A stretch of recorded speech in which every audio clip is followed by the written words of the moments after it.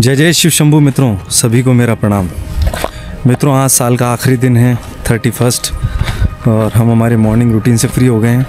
एक बात मेरे मन में आ रही है जो मैं आप लोगों के साथ शेयर करना चाहूँगा।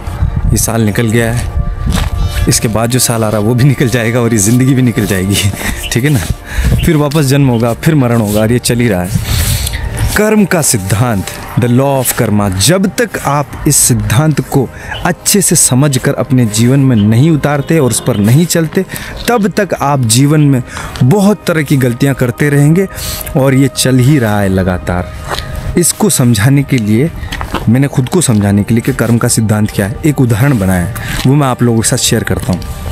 यूँ समझो जैसे आपके पास 10 बीघा का एक खेत है। तो कहाँ थे हम? यूँ समझो आपके पास 10 बीघा का एक खेत है, ठीक है। उसमें आपने पार्टीशन डाल दिए, ठीक है ना, ब्लॉक्स बना दिए और एक ही मुहूर्त पर एक ही दिन में आपने उसमें अलग अलग पौधों का अंकुरण किया। जैसे कहीं टमाटर लगा दिया, कहीं इमली लगा दी, कहीं आम लगा दिया, कहीं गेहूँ लगा दिया, कहीं मक्की लगा दिया।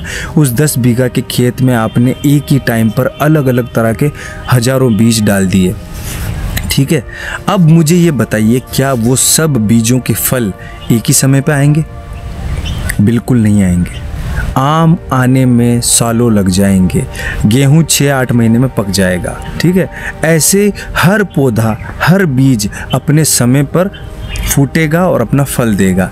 ठीक वैसे ही जो भी हम कर्म कर रहे हैं, अच्छे कर रहे हैं या बुरे कर रहे हैं, उन सब के फल अलग अलग समय पर आएंगे। कोई भरोसा नहीं है कि आप अच्छा कर रहे हो तो इसी जन्म में आपको सारे फल मिल जाएंगे, और ये भी ज़रूरी नहीं है कि आप बुरा कर रहे हो तो आपको उसका फल हाथों हाथ बुरा मिल जाएगा। हालांकि कलयुग का ये स्वभाव है कि हमारे जीते जी बहुत सारे शुभ अशुभ कर्मों का फल हमें यहीं देख लेना पड़ता है। लेकिन क्या होता है कि बहुत से कर्म ऐसे हैं जिनका फल नहीं आता है, तो वो फल अगले जन्म में आता है। आप खुद देखो, एक ही समय पर, एक ही मुहूर्त पर अलग अलग तरह के बच्चे पैदा होते हैं, अलग अलग घरों में पैदा होते हैं, अलग अलग परिस्थितियों में पैदा होते हैं। ऐसा क्यों है?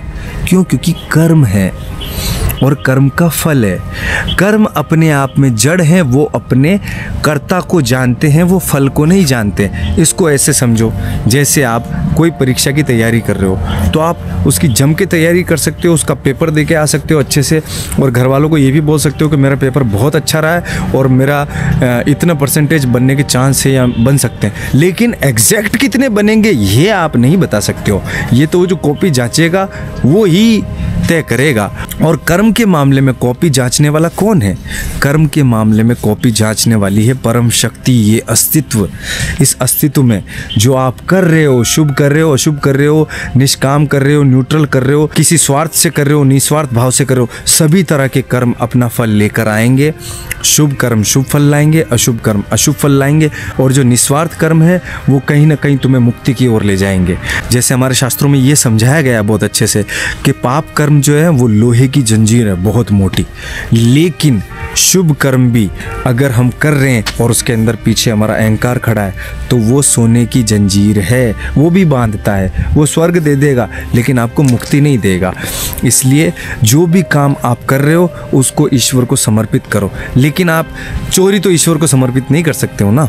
यदि आप किसी को भोजन करा देते हो भूखे को, तो उस काम को आप ईश्वर को समर्पित कर सकते हो कि प्रभु तेरा ही दिया हुआ था, तेरा ही ये शरीर है, तेरा ही ये भोजन है, तेरी धरती पर उगा है और हमने दे भी दिया, तो हम कौन होते देने वाले? तू ही हमसे दिलवा रहा है, हम सिर्फ निमित्त हैं। ये भाव रखकर भी आप अगर अच्छे काम करो तो वो आपको बांधेंगे नहीं।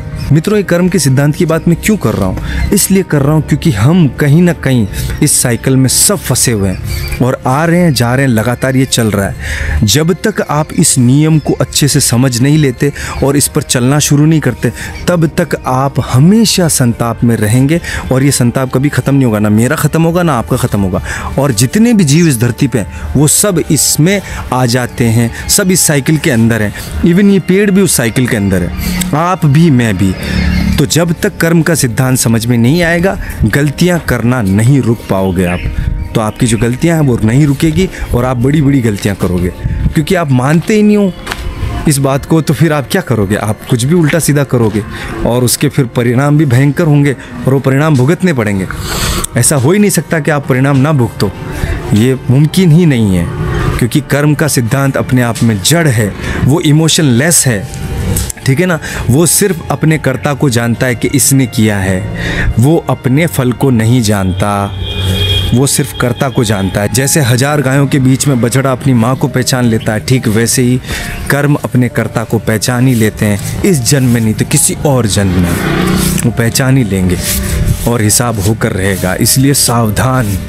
आज साल का आखिरी दिन है, मेरे मन में ये विचार उठ रहे थे तो आप लोगों के साथ साझा किए।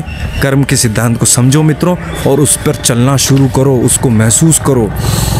आप जब उसको महसूस करोगे और उस पर चलना शुरू करोगे तो फिर गलतियां कम करोगे। मित्रों, कर्म के सिद्धांत के ऊपर मैंने बात इसलिए की क्योंकि अभी घोर कलयुग में लोग अपने कर्मों के प्रति सावधान नहीं है।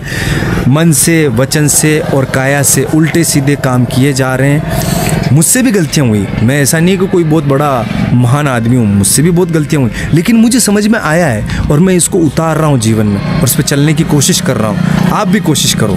मित्रों, मेरी ज़िंदगी के भी 30 से ज़्यादा साल निकल चुके हैं, आपके भी पता नहीं कितने निकल गए। जितनी आपकी आयु है उतने निकल गए और बचे हुए भी निकल जाएंगे और मौत भी आ जाएगी और हम यहाँ से चले भी जाएंगे क्योंकि हम यहाँ मेहमान हैं।